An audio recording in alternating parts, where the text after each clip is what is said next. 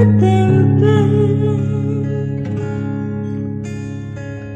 bulu alauna tempe,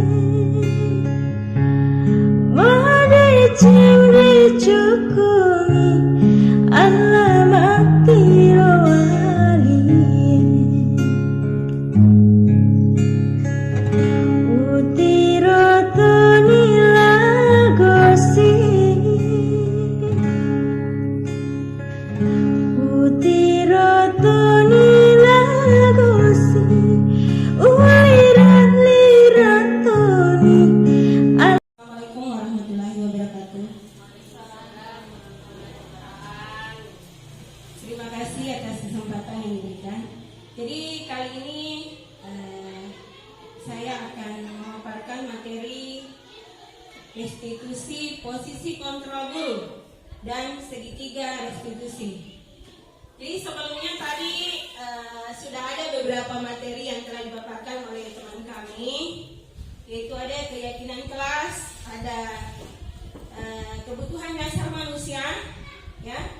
Jadi kesemuanya itulah yang perlu kita ketahui sebagai seorang guru, artinya mengenai materi keyakinan kelas, artinya hal-hal yang sebelum kita mengajar kita harus ada kesepakatan antara guru dengan siswa. Jadi apabila misalnya dia melanggar aturannya, maka dengan sendirinya siswa akan menyadari bahwa saya sudah membuat keyakinan kelas. Artinya hal-hal yang sudah saya sepakati dengan sendirinya harus sesuai alina dalam taati aturan-aturan yang telah dia buat sendiri. Jadi bagaimana hubungannya dengan posisi kontrol? Ya, posisi kontrol. Jadi kalau tadi ada kebutuhan dasar manusia, karena pada dasarnya semua hal yang dilakukan oleh siswa, semua hal yang dilakukan oleh manusia itu untuk memenuhi kebutuhan dasarnya. Jadi di sini misalnya di sekolah kita lihat ada beberapa siswa yang bermasalah di sekolah. Jadi perlu kita pelajari, perlu kita ketahui bahwa seorang guru kita harus mengetahui bahwa ada hal-hal yang tidak terpenuhi, ada kebutuhan dasarnya yang tidak terpenuhi, ya. Jadi misalnya seseorang anak misalnya pada saat di jam mengajar, ya, ada anak-anak yang berkeliaran. Perlu kita sadari bahwa anak-anak ini dia berkeliaran pada saat jam mengajar karena ada kebebasannya, ada hak bebasnya yang tertekan, ya. Jadi makanya itu tadi perlunya ada keyakinan kelas, perlunya ada keyakinan kelas. Jadi ada aturan yang mengikatnya, ada kesepakatan antara guru dengan siswa supaya tadi yang kebutuhan dasarnya itu bisa dipenuhi. Contohnya tadi ada anak-anak yang berkeliaran. Kalau misalnya ini guru tahu makan, aku kurang aturan, udah kok, ya. Tetapi Dena sadar bahwa ada kebutuhan dasarnya yang dia mau penuhi, ya. Sama dengan misalnya pada saat dia mengajar ada siswa yang makan di dalam kelas. Karena bisa saja pada saat sebelum masuk ke sekolah, sebelum masuk di sekolah, Dena kena rele. Jadi pada saat misalnya jam belajar, tak pernah cukup malas. Pada saat itulah kita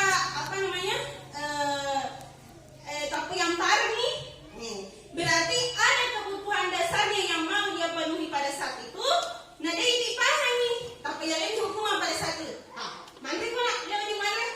Makanya itulah tadi ada keyakinan kelas sebelum itu, misalnya menjaga kebersihan kelas. Berarti otomatis pada saat jam pelajaran tidak akan makan.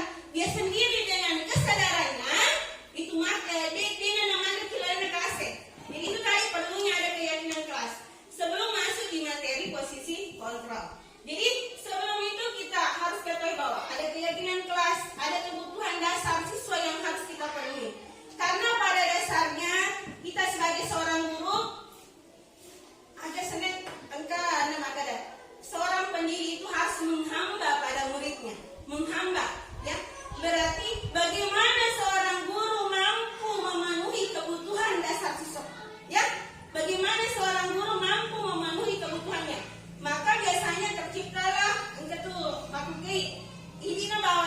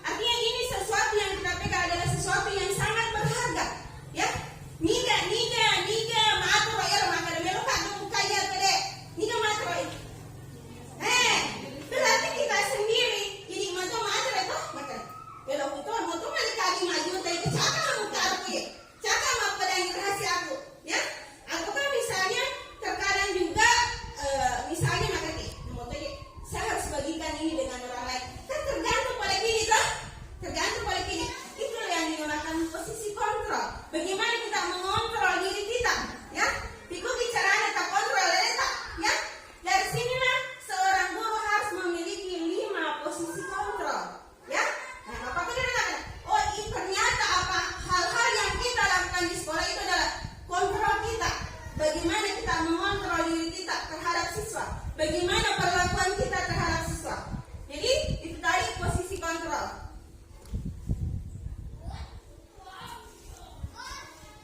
Jadi tadi mengenai yang budaya positif itu tadi ada keyakinan kelas, ada kebutuhan dasar manusia, ya, ada disiplin positif. Salah satu disiplin positif, salah satu budaya positif adalah posisi kontrol dan segitiga restitusi. Ini dalam penerapan disiplin positif restitusi, salah satu program yang dikembangkan adalah 5 posisi kontrol. 5 posisi kontrol dalam proses adalah proses perjalanan seorang pendidik agar dapat mengenali dirinya. Oh, saya ini berada di posisi yang mana? Ya, apakah nantinya saya berada di posisi penghukum atau yang lain? Ya, jadi di sini kita akan membahas 5 posisi kontrol guru. Yang pertama, posisi penghukum. Ya, jadi ada posisinya seorang guru dia penghukum. Ya.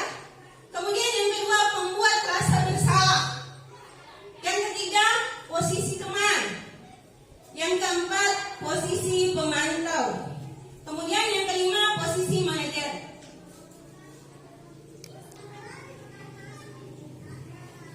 Posisi penghukum.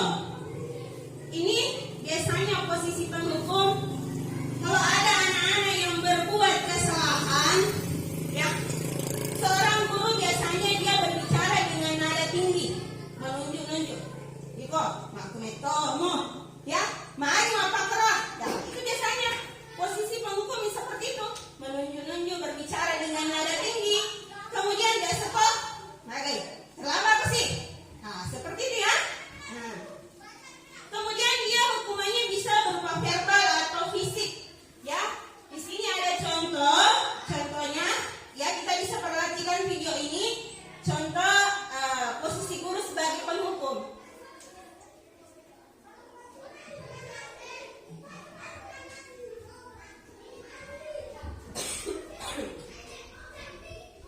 Ini apa namanya?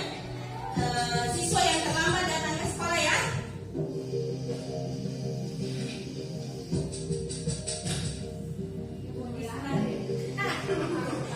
Naren, sini kamu. Selamat pagi, Bu. Selalu terlambat. Kamu deh pasti terlambat. Maaf, Bu. Saya Apa? Apa coba? Alasan kamu apa lagi? Kapan sih kamu tidak terlambat? Malas sekali ya kamu jadi anak. saya Dasar pemalas. Gak kapok-kapok sih kamu. Sudah berapa kali terlambat? Sana, kamu keliling lapangan basket 2 kali. kenapa saya harus ke lapangan basket, Bu? Kenapa? Kamu melawan ibu. Berani-beraninya jawab. Sudah terlambat, masih berani jawab pula. Sekarang, keliling lapangan basket 5 kali sekalian. Biar kapok. Cepat. Pergi sana ke lapangan basket.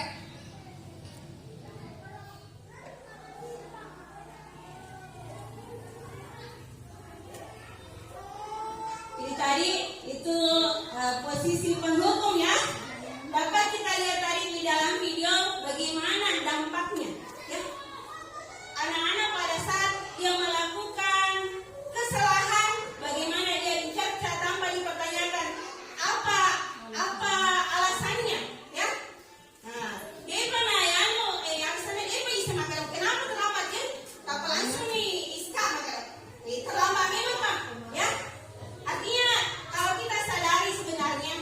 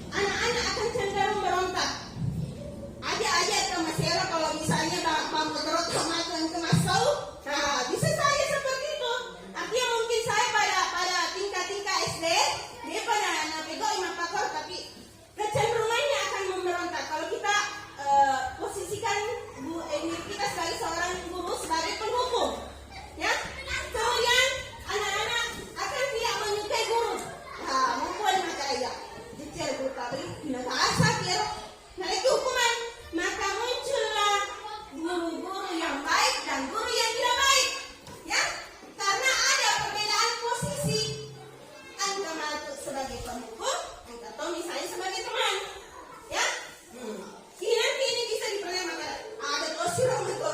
Ya kalau posisi apa sih sebenarnya yang bisa kita pakai? Ya, karena ini dampaknya seperti ini. Turusan naik, turusan. Tetapi motivasi eksternal dari luar karena takutnya dihukum. Kemudian lanjut posisi pembuat rasa bersalah. Wah, di sini yang kedua, posisi kedua, membuat rasa bersalah.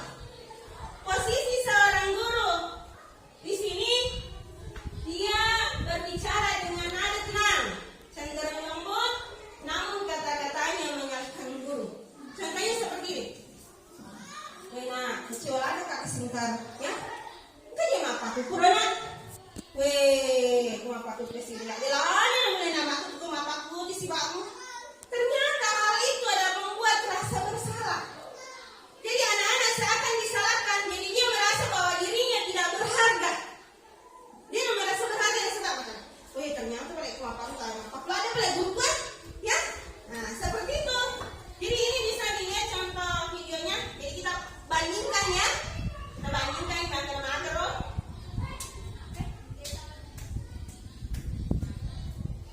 Ya, sama posisinya sama ya, masing-masing siswa yang terlambat.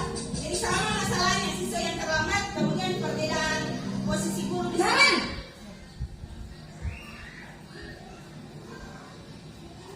Selamat pagi, Bu. Naren, kamu kenapa terlambat lagi, nak? Ya Tuhan, Naren, kamu senang ya bikin ibu susah ya? Kalau kamu terlambat lagi, nanti ibu yang ditegur sama kepala sekolah, nak. Disangka ibu tidak bisa membina kamu. Duh, gimana ini? Maaf, Bu. Duh, Gusti Naren, kamu suka ya kalau ibu ditegur bapak kepala sekolah? Terus, sekarang ibu harus tulis apa ini di buku absen? Ini kamu sudah sering terlambat loh. Ibu harus apa coba? Maaf, Bu. Maaf sekali. Ya sudah, lain kali jangan bikin ibu susah lagi ya nak ya. Ibu tidak akan kuat lagi kalau kamu begini terus. Bisa jantungan kalau ibu ditegur bapak kepala sekolah. Sana cepat ke kelas. Maaf ya, Bu. Maaf sekali.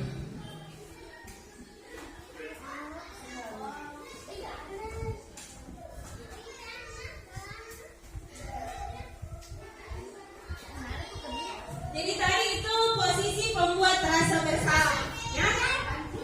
Posisi pembuat rasa bersalah. Kalau tadi posisi penghukum, dampaknya anak-anak akan memberontak. Kalau di sini membuat rasa bersalah, membuat murid merasa bersalah, merasa dia tidak berharga. Karena perasaannya bahwa dia sudah melukai hati gurunya, melukai orang-orang di sekitarnya. Jadi seperti itu. Dampak posisi pembuat rasa bersalah, kemudian dia akan merasa rendah diri, tidak percaya diri. Tinggalkan dia, mobil ini terkait sih. Kan terkadang ada hal-hal yang seperti itu yang muncul dalam diri anak. Nah, kalau kita posisinya pada pembuat rasa bersalah, ya. Jadi sudah ada dua posisi, yang pertama tadi posisi penghukum, yang kedua posisi pembuat rasa bersalah. Kemudian yang ketiga, posisi teman. Nah, di sini bagaimana seorang guru memposisikan dirinya sebagai teman? Wah, ini seperti sahabat ya. Posisi teman, ini biasanya seorang guru akan berbicara dengan nada suara ramah, ya, soal akrab, ya, akrab. Kemudian cenderung bersenda gurau. Biasanya untuk menjaga agar suasana tetap santai, supaya anak-anak dia merasa dekat dengan kita, ya. Kemudian ternyata posisi teman juga itu akan membawa dampak negatif bagi siswa, ya. Kita lihat dulu, ya. Akhirnya nanti kita bandingkan, ya. Coba, ya.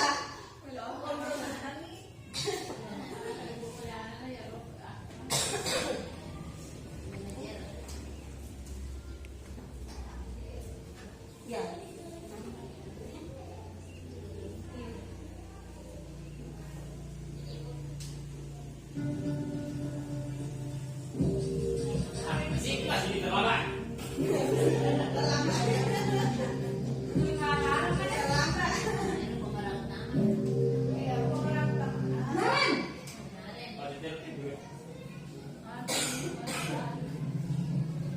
pagi Bu. Wah, sudah jam berapa ini nak? Terlambat lagi ya sayang. Dia merasa Iya Bu, habis ibu saya lupa bangunkan saya Bu. Kamu malah menyalahkan ibu kamu. Kamu bukannya anak yang larinya paling kencang. Kok terlambat sih? Iya Bu, saya memang terlambat bangun tadi. Jadi biarpun saya lari kencang, tetap gak kekejar Bu. Ya sudah sana. Nanti lain kali larinya lebih kencang lagi ya. Biar gak terlambat lagi. Bikin senang ibu. Demi ibu. Bisa kan? Bisa lah Bu. Ya sudah sana masuk kelas. Ibu beresin urusan absen kamu. Kamu ini ada-ada saja.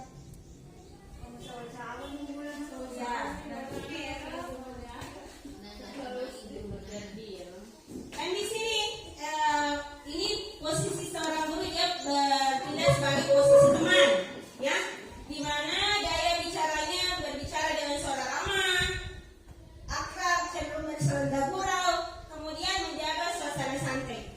Tetapi ada juga dampaknya, ya. Ternyata apabila kita memposisikan diri kita sebagai teman kepada siswa, ini juga akan membawa dampak negatif. Murid akan bergantung kepada satu orang guru, ya. Ia mina melo berbuat, ya. Yo kero gurunya tuh surat, ya. Biasanya akan seperti itu, akan memunculkan dampak bahwa kalian juga makanya ini ya, guru-gurunya nih nanggalin dana, ya. Nah, murid akan terkesan seperti itu bahwa Joko Pak Ansar nih yang uturusi adana. Joko ibu adiknya kayak dia kedo, ya. Nah, kemudian dia akan mengandalkan guru itu, maka kami masih bewakas. Kan artinya sedikit banyak dengan karakter yang berbeda, maka mandi dengan karakter yang berbeda dari guru-guru semua. Pastinya kita dapatkan ada yang seperti itu kan, karena kita berlakukan sesekali kita meter mana maka dia ni nama nak kira Joko kada misalnya Pak Ansar bersuruh, ya. Nah, karena misalnya pada saat itu Pak Ansar memposisikan dirinya sebagai teman bagi anak-anak, ya. Itu tadi dampaknya. Murid tidak mandiri. Dia mandiri, ya. Ada juga dampak positifnya. Ini semua ada dampak positifnya. Pada maka dia akan ada perubahan dalam dirinya. Tetapi itu tadi motivasinya eksternal dari luar nih, ya, dari luar. Oleh kumi misalnya karena dia melakukan itu karena mau disayang oleh gurunya, ya. Nah, karena ada gurunya yang diandalkan seperti itu. Kemudian itu tadi faktor ketergantungan. Kemudian tidak bisa berpikir sendiri, selalu bergantung pada guru, ya, guru yang dia sukai. Kemudian posisi yang keempat, posisi pemantau, ya. Posisi pemantau. Guru di sini, ya. Posisi guru di sini pada saat dia dalam posisi pemantau mendapatkan masalah dengan anak-anak, ada anak-anak yang mendapatkan masalah, dia biasanya berbicara dengan nada datar. Tidak emosional. Tidak sama kalau penghukum tadi emosional. Apa emosi nih, ya? Kalau ini dia berbicara dengan nada datar, tidak bersanda gurau, artinya datar. Dan kenapa terlambat? Ya, seperti itu. Kemudian dia tidak menggunakan bersanda gurau atau menggunakan suara tinggi dengan walaupun suara datar. Artinya anak-anak tidak merasa takut, tidak juga merasa santai, ya. Kemudian pada posisi pemantau ada keberhasilan di balik itu, ya, bisa berhasil, ya. Guru mengarahkan murid berdasarkan peraturan dan konsekuensi. Maka pada posisi pemantau, ya, pada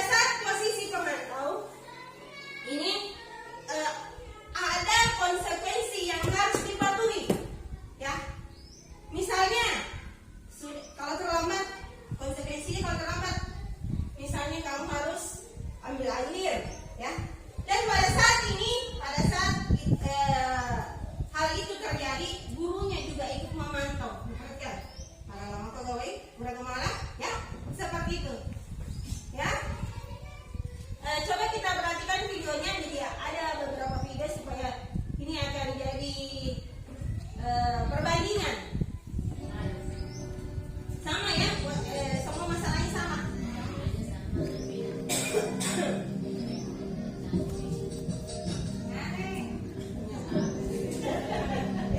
Naren, Ya, pernyataannya yang berbeda. Sama semua. apa peraturan sekolah kita tentang jam berapa kita harus masuk sekolah, nak? Kita harus di sekolah jam 7, Bu. Iya betul, sekarang sudah jam 7.20. Naren sudah tahu konsekuensinya jika terlambat hadir. Paham, Bu. Saya harus tinggal kelas pas jam istirahat selama 20 menit. Iya benar, konsekuensinya demikian. Jadi nanti jam 9.30 pas istirahat, kamu harus tinggal di kelas, kerjakan tugas tambahan untuk ketertinggalan kamu, ya? Baik, Bu.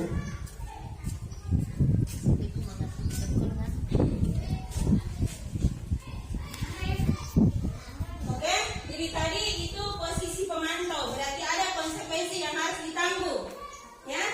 Jadi ini biasanya berdasarkan dari data-data, jadi ada banyak data-data yang sudah dikumpulkan oleh guru pada posisi pemantau ini. Misalnya, kemarin karena catatannya maka mana ya biasa, seperti ini yang pernah dia lakukan. Jadi apabila anak berbuat salah tinggal dalam nah, begitu kalau posisi pemantau. Ini dampak posisi pemantau itu ada ada keberhasilan di balik itu juga. Tapi ada juga dampak negatifnya. Nah, itu tadi maka tinggalnya aja boleh posisi dipakai, ya. Kalau di sini biasanya murid akan menghitung konsekuensi dan hadiah tanpa memahami sepenuhnya nilai-nilai kebajikan yang dituju. Jadi di sini posisi pemantau di ero siswa kelima pikir pada CDP naratai yang 7.30.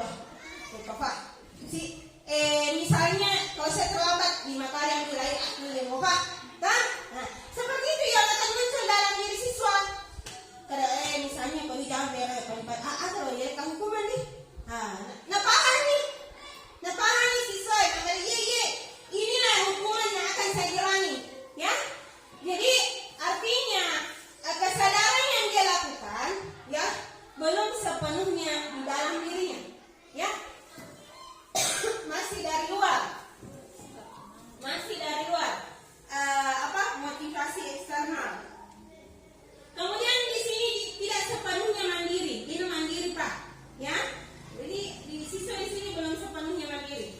Kemudian posisi yang kelima, posisi manajer, ya, posisi manajer.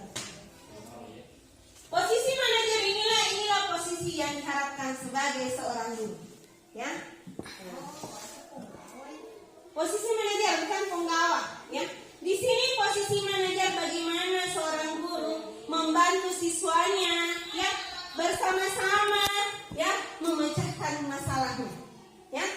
Nah, namanya manajer bersama-sama, si bawah, ya. Di sini posisi manajer, suara manajer netral, tidak emosional, tidak terlalu ramah dan tidak bernada tinggi. Terciptanya identitas positif berhasil. Guru akan dengan tulus mengajukan pertanyaan-pertanyaan bermakna agar membuka pikiran murid. Guru membimbing murid untuk memecahkan masalahnya secara mandiri. Jadi kalau tadi dari beberapa posisi, ya, ada 4 posisi: penghukum, pembuat rasa bersalah, posisi teman, posisi pemantau. Jadi inilah posisi yang diharapkan sebagai seorang guru. Bagaimana kita menempatkan posisi kita sebagai posisi manajer, di mana kita membantu siswa yang mencari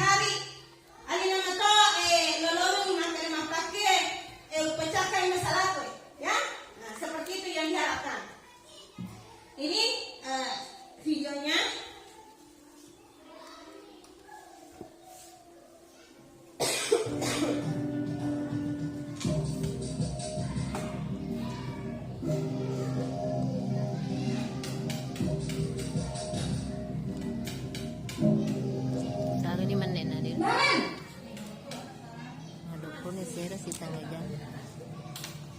Selamat pagi Bu. Selamat pagi Naren. Maaf Bu, saya terlambat. Iya, sekolah masuknya jam 7, sekarang sudah jam 7.20. Jadi sekarang bagaimana ini Naren? Maaf Bu, saya lupa setel alarm saya semalam. Baiklah, menurut kamu, keyakinan sekolah yang mana yang perlu kamu tingkatkan? Menghargai diri sendiri dan orang lain mungkin ya Bu.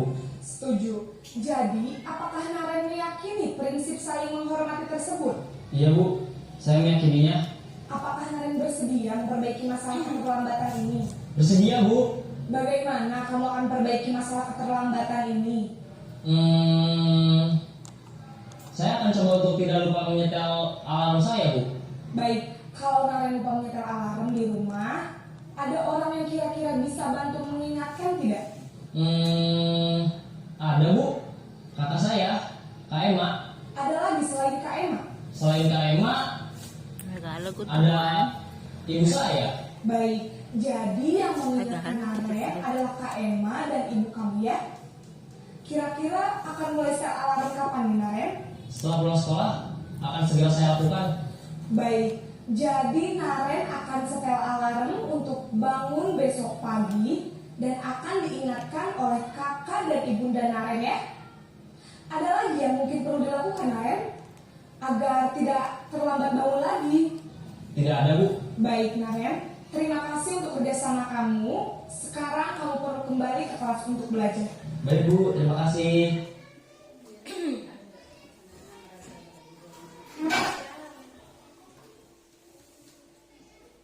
Jadi bagaimana Bapak Ibu tentang posisi manajer? Jadi apa perbedaannya yang bisa kita perhatikan? Ya, dari beberapa figure tadi, kemudian dari beberapa posisi yang tadi, artinya yang selayaknya yang harus kita lakukan adalah posisi manajer. Walaupun terkadang ya kita menyadari bahwa terkadang pada suatu permasalahan kita berpindah sebagai posisi penghukum. Ya, terkadang materi akan lebih efektif barangkali kalau saya pakai posisi penghukum. Karena sepertinya kalau saya pakai posisi manajer, ya, posisi manajer tanpa materi kan. Dia malah na beti-beti na naik makin, ya. Nah, tetapi seharusnya yang kita pakai adalah posisi manajer, di mana di sini memperhatikan kebutuhan siswa, ya. Menggali siswa bagaimana dia mampu memecahkan masalahnya sendiri. Artinya hal yang kita inginkan bahwa siswa akan melakukan disiplin positif berdasarkan motivasi dalam dirinya. Kualitas langatina, ilalang maka saya tidak akan terlambat. Hal dari dalam dirinya dia sadari itu. Jadi kalau yang keempat tadi posisinya itu engkau mau apa eksternal, dia motivasi eksternal. Kalau di sini kita akan munculkan bahwa siswa nantinya bisa mandiri, mampu memecahkan masalahnya sendiri. Kemudian percaya diri dan murid dapat berefleksi atas tindakannya. Ya, jadi dari kelima posisi yang saya jelaskan tadi, posisi manajer adalah posisi yang paling layak kita laksanakan. Artinya kita sebagai seorang guru, artinya kalau bisa sedikit demi sedikit berubah, ya. Bagaimana dulunya kita memandang siswa, berarti sekarang kita sudah harus melihat ternyata ada alasannya dia melakukan seperti itu. Jadi tidak selamanya artinya iska pakai mah, ya. Nah, jadi kita harus gali terus itu bagaimana alasannya, ada kebutuhan apa yang mau dia capai, ya. Kemudian selanjutnya, jadi nanti ada sesi pertanyaan ya. Kalau ada yang mau bertanya, nanti ada sesinya. Kemudian lanjut lagi, ada materi sedikit lagi. Ini yang kedua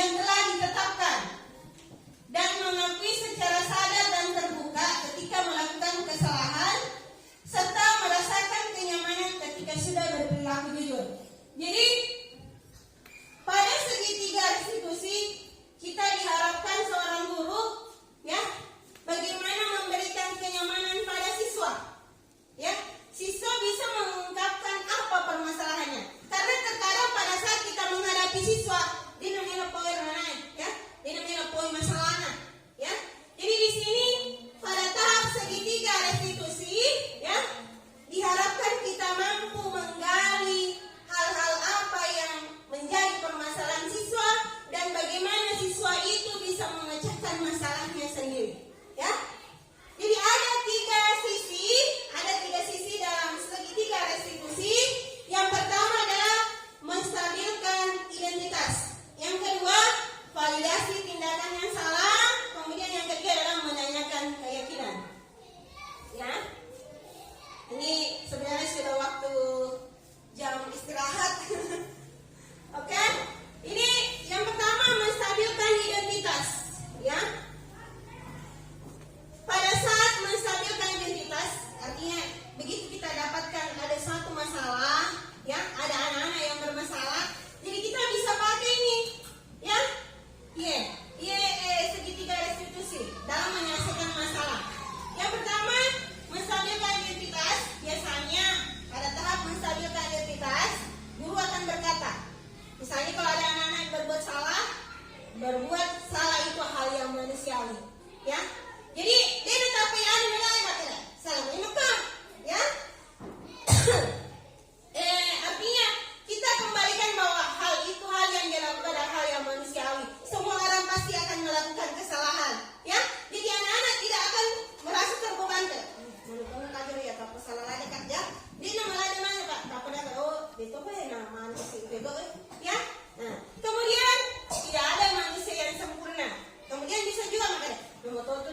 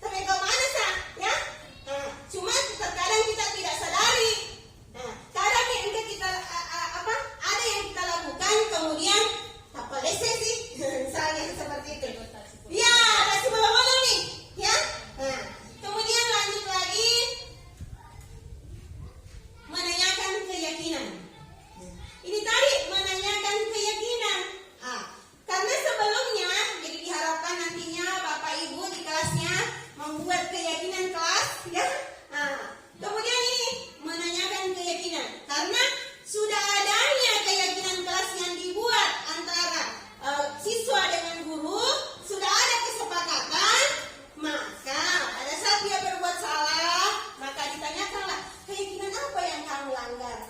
Apakah kamu meyakini keyakinan yang sudah kamu buat? Ya, nah, seperti itu. Maka dengan sendirinya dia akan berkata bahwa ini belum, ini yang saya langgar. Ya, sama dulu Sepong, karena sudah pernah diberikan keyakinan kelas, dengan sendirinya bahwa yang dia langgar adalah saya tidak menghargai teman, karena pada saat itu nakal-nakal si mengena, ya. Nah, jadi dengan sendirinya dia merasa bahwa keyakinan itulah yang sudah dia langgar, ya. Jadi pada saat menanyakan keyakinan, ini guru berkata apa nilai-nilai yang kita percaya di kelas, nilai-nilai universal apa yang telah kita sepakati. Ini tadi yang disiplin positif, nilai-nilai adab, ya. Misalnya nilai kejujuran enggak, dia sudah langgar, ya. Saling menyayangi kah? Itu akan dengan sendirinya dia sadari itu, ya. Jadi sudah ada tiga, ya. Ada tiga dalam posisi segitiga restitusi. Yang pertama tadi menstabilkan identitas, kedua validasi tindakan yang salah, kemudian yang ketiga adalah menanyakan keyakinan.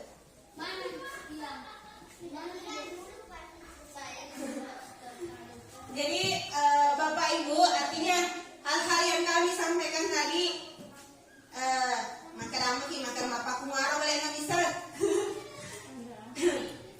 Jadi karena niat kami di sini hanya berbagi, bukan berarti bahwa kami di sini berdiri, bukan berarti bahwa kami pintar dibandingkan dengan kalian. Dan sebenarnya kalau semua materi yang tadi sebenarnya tapi gak usah. Cuma artinya ada yang tidak berkesinambungan, ada hal-hal yang misalnya kayak tadi segitiga restitusi, ada segini, ya. Kemudian yang tadi ini, yang segitiga restitusi tadi, saya lupa bahwa detona mutlak ya mana yang keluar tergantung dari permasalahannya. Nah, kalau misalnya permasalahannya ringan, misalnya pada kita pada saat makan di kelas enak, keyakinan apa kita langgar, ya seperti itu. Kadang ini kawan, saya dianggap tak bisa nilai, berhenti. Detona perlu yang mana? Tetapi kalau misalnya permasalahannya besar, itu bisa kita gali dari tiga sisi, ya, dari 3 langkah. Jadi terima kasih semuanya, artinya sudah meluangkan waktunya Bapak Ibu. Saya berterima kasih banyak sudah meluangkan waktunya untuk mendengarkan sosialisasi budaya positif. Artinya di tengah jam makan kita masih berbetah di sini, ya. Artinya sudah mau meluangkan waktunya. Jadi besar harapan kami Bapak Ibu bahwa setelah ini akan ada perubahan, ya. Bukan berarti bahwa disampaikan saja materinya, tapi ya moto tu cedeng ni, ya komele mak berata, kan? Moto cedeng ni telolongan, artinya ada hal-hal yang bisa kita bawa pulang, yang kita bisa implementasikan di kelas.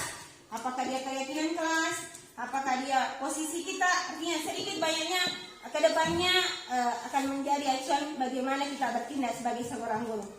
Demikian, terima kasih. Wassalamualaikum warahmatullahi wabarakatuh.